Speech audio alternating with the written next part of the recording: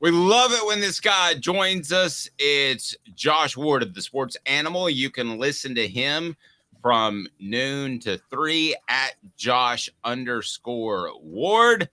He's already in studio at work because he is a grinder and he's at it. How are you, Josh? I'm good. Yeah, the grind never stops, especially when we get to August, which is here. Amen to that.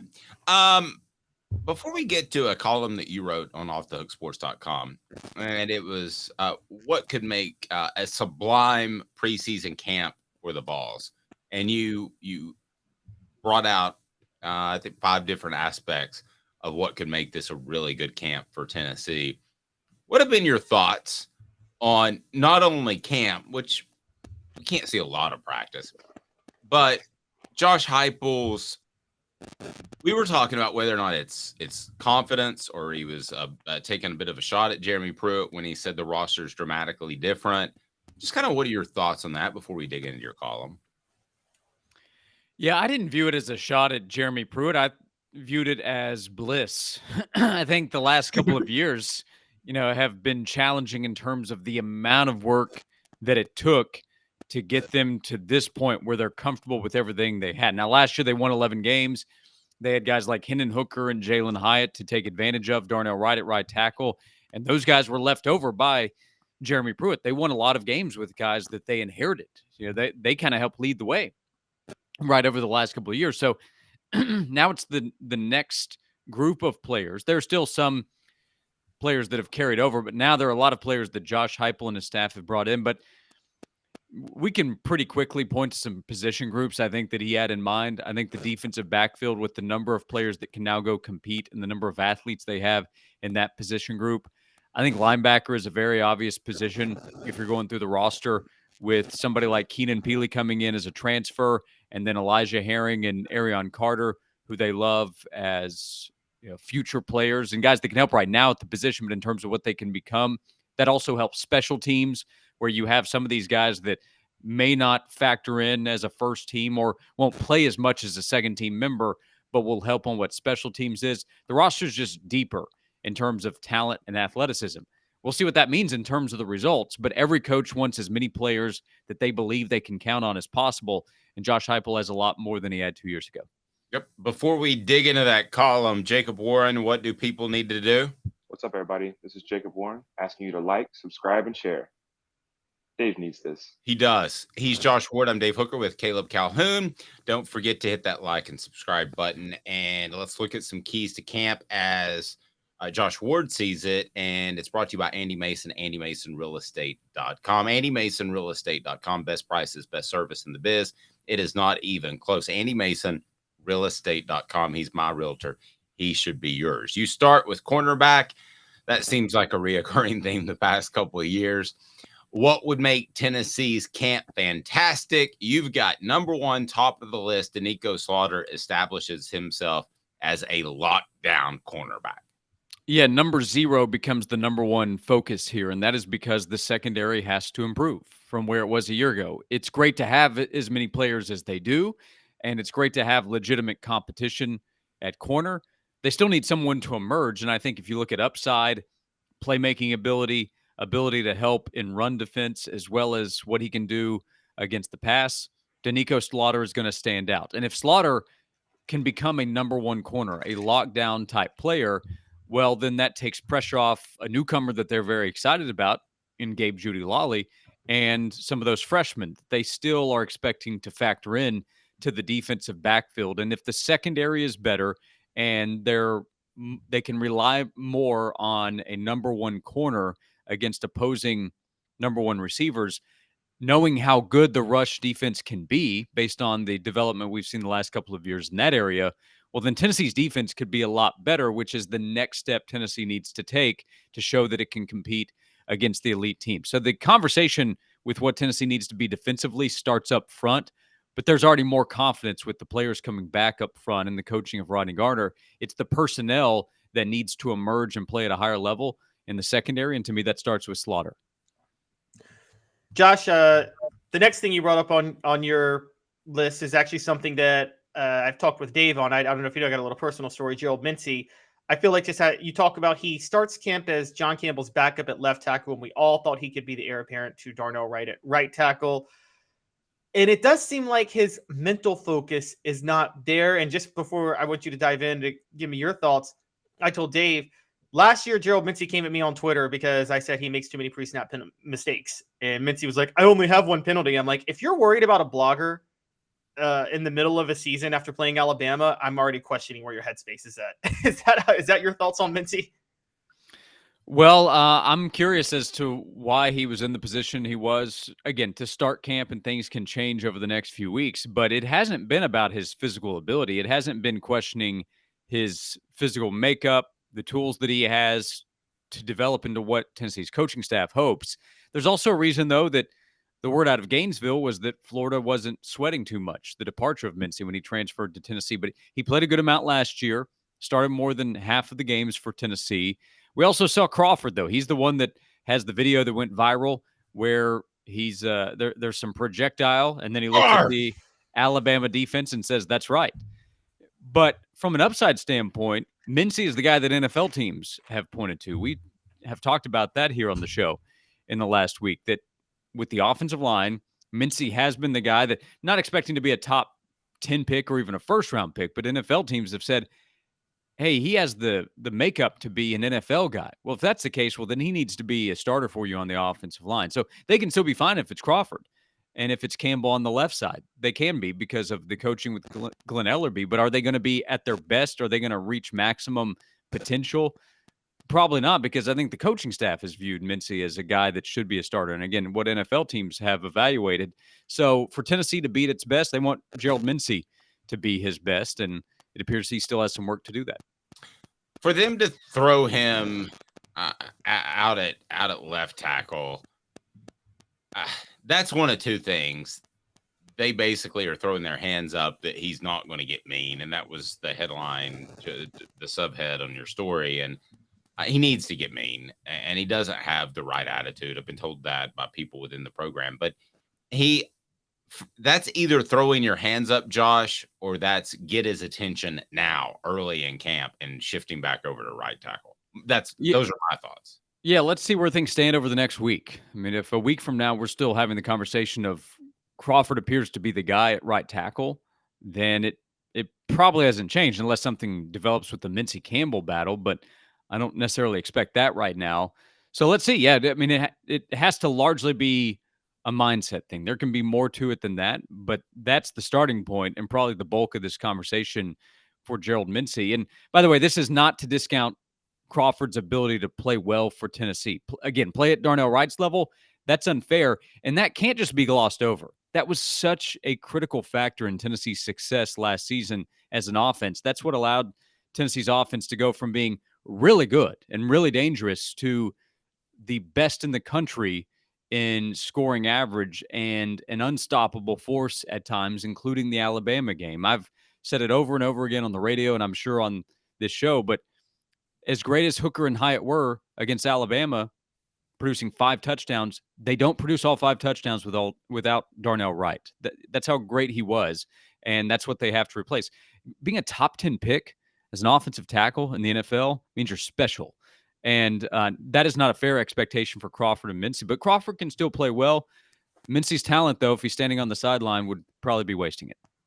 Yeah, and real quick before you go here, Caleb, I think Crawford is the most respected player / person on the offensive line, not named Cooper Mays. So yeah, he's that's why I don't want to discount what he's done. He's earned the position that he's in on the field. He can still go out there and perform well. He was on the field in that win against Alabama too. So it's not to discount what he's done, but it is to discount what Mincey's done to this point if he's not able to earn a starting spot. Crawford's just not as physically gifted. I mean, Darnell Wright was doing backflips at 330 pounds. That's bizarro. So he's not. He's not as physically gifted as some of these other guys. One defensive Mincey online, I still wouldn't recommend going at bloggers or really anybody online. I just spend your time elsewhere.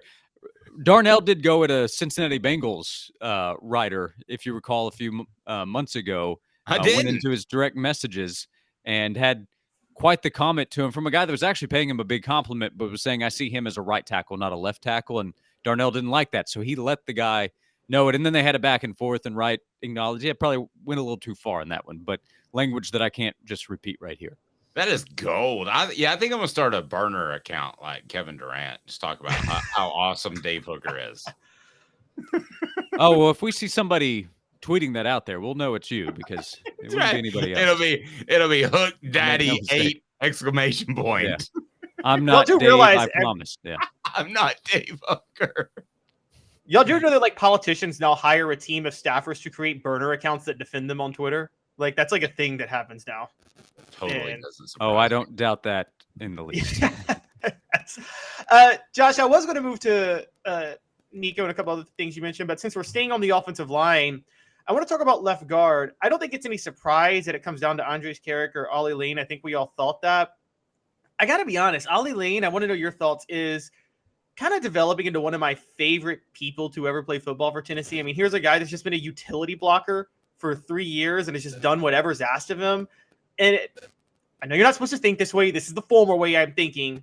But doesn't there come a point where it's like almost you've earned a spot, you've earned your chance to be a starter for a year in a spot? Yeah. Well, yeah, I do think he's earned a chance. He's getting that first shot at it, probably going into camp. Again, it's day one, but when the line was out there, he went with the first group. So Ollie has he's put in all the work. He's been respected by his teammates, and he's going to get a shot. Carrick was brought in as a transfer from Texas with his experience with the Longhorns, more on the outside at tackle and in jumbo packages where he was an extra blocker, like a sixth offensive lineman.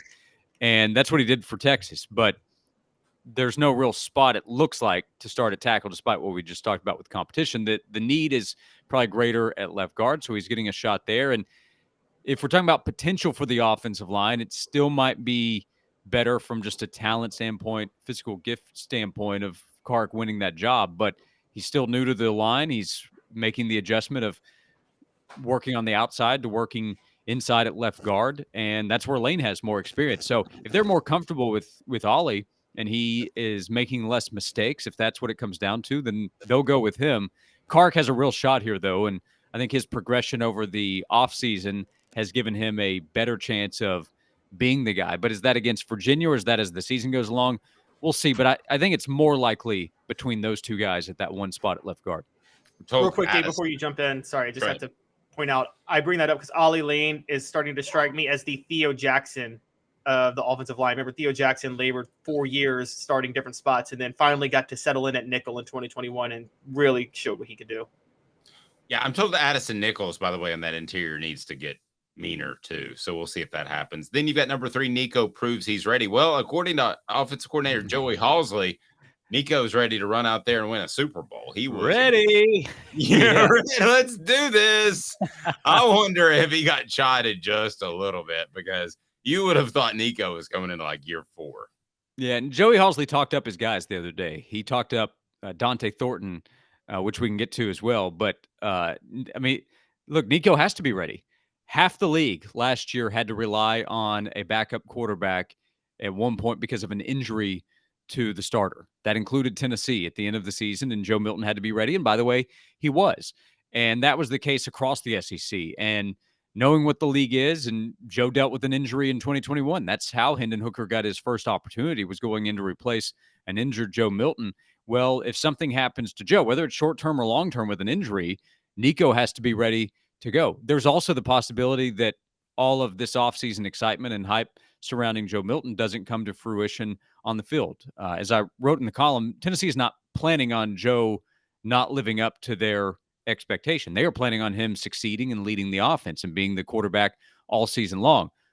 But what if he falters? That's still a question, right? What if they're in a close game at Florida or against South Carolina? I don't need to go through the entire schedule. If in late game situations where it's tight and it doesn't go well offensively, and that carries over to another week, I mean, I don't need to lay out why a quarterback controversy could pop up. If that happens, well, then they need to have somebody else that they can count on. So the plan is for Joe to be the guy, for him to succeed, and he's the starter all season long. And then Nico takes over in 2024, when I'm sure the staff will be more than confident in his ability to take over. But plans don't always work out. So for whatever reason, that's how it was phrased to Joey Halsley, Is Nico ready? Joey Halsley says yes, and that needs to be the correct answer.